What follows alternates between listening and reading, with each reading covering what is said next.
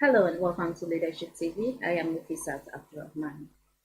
The National President of the Independent Petroleum Marketers Association of Nigeria, IPMAN, Abubakar Gandhi, has reacted to claims by the President of the Dangote Group, Aliko Dangote, that the 650,000 barrels per day refinery currently holds 500 million liters of petrol ready for distribution to Nigerians.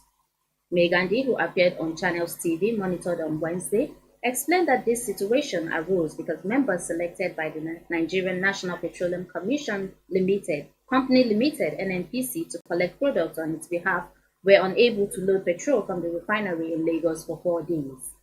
He said oil marketers have been unable to retrieve the products from the refinery even after paying 40 billion naira to the NNPCL.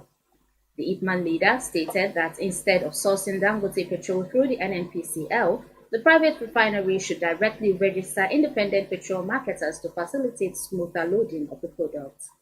Leadership TV recalls that on Tuesday, Dangote urged petroleum marketers, including the NNPCL, to source petrol directly from its refinery to meet local demands.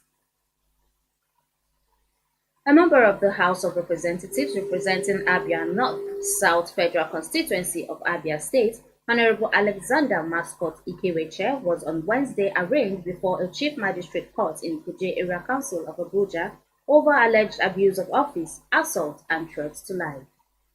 Leadership TV reports that the lawmaker was caught on viral video on social media verbally and physically assaulting an e-hailing cab driver, Stephen Abuwasea.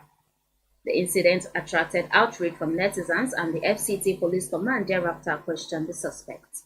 Following Honorable Ikweche's not guilty plea, the Defense Counsel, OG Esquire, made an oral application for bail, and the presiding judge, Abubakar Omar Said, granted the lawmaker bail in the sum of 500,000 naira with two sureties in like sum. The sureties must reside within the court's jurisdiction and provide utility bills as proof of residence. The Police Prosecution Counsel was Omar Esquire, while an Abuja-based human rights lawyer, Deji Adeyanju, watched brief for the nominal complainant, Abuwasea. The matter was thereafter adjourned to November 8, 2024 for a hearing. A former governor of Edo State, Senator Adams Oshomole, has charged the federal and state governments, including other employers of labor, to pay more than 70,000 naira minimum wage, noting that the whole idea of the threshold was not to restrict workers' salary, but to protect the lowest income earners. Speaking on Wednesday at the 2024 Distinguished Personality Lecture for Executive Intelligence Management course, EIMC 17 of the National Institute for Security Studies, NISS, an educative arm of the Department of State Service, DSS, in Abuja, Oshomole said the minimum wage was grossly misunderstood, and that is why it was depreciating and not matching the current economic realities. While commending some state governments who have already approved minimum wages higher than 70,000 naira, Oshomole said things were pretty expensive in Abuja and the federal government should be able to pay workers higher than the 70,000 naira, urging other serious employers to pay higher.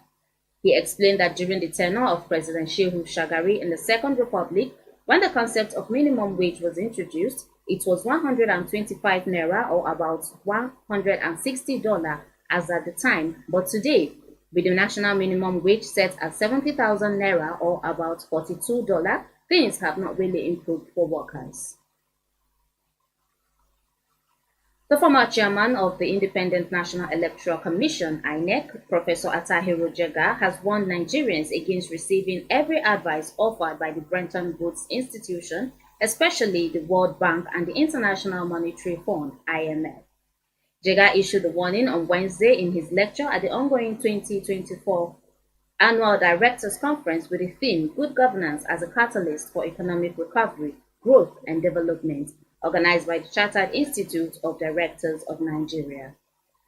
According to the former university don, while it was good and useful to engage with information from the IMF and others, the government must, however, apply caution to avoid plunging the country into huge problems.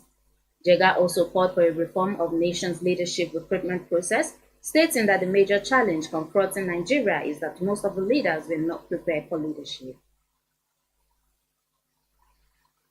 Award-winning Nigerian singer Tiwa Savage Balogun, popularly called Tiwa Savage, has revealed that more women make advances towards her than her male counterparts.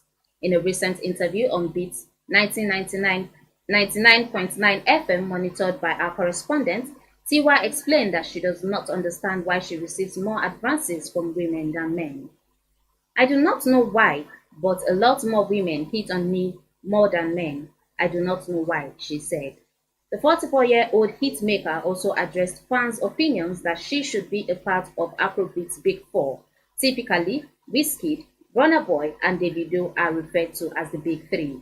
However, Tiwa confidently asserted that her talent and mic skills surpass those of her male counterparts. Do not get me started, because if we were to go talent for talent, mic for mic, I am the big one. If we fake off the numbers, whatever it is you want to judge Big Three, you cannot see me on the mic. I am sorry, but that is what it is, she added. Tiwa Savage has won numerous awards in her rich music career, and she is recognized as one of the queens of Afrobeat. On the sports scene, Valencia's Copa del Rey match against Pala Esquila has been postponed after devastating flash floods in Spain. At least 62 people have died after torrential rain, with the town of Chiva near Valencia receiving more than a year's worth of rain in 8 hours. BBC Sport reports that Valencia's away game against the sixth-tier side was to be played in Pala, located 15 miles from the Spanish capital of Madrid, on Wednesday. The match has been rescheduled to November 6th and will be played at the same venue. The Spanish Football Federation said it was working intensively with affected clubs and that further fixtures on Thursdays could be arranged. And that's it on Leadership TV News. For more of our news stories, you can log on to our website on www.leadership.ng. Many thanks for watching.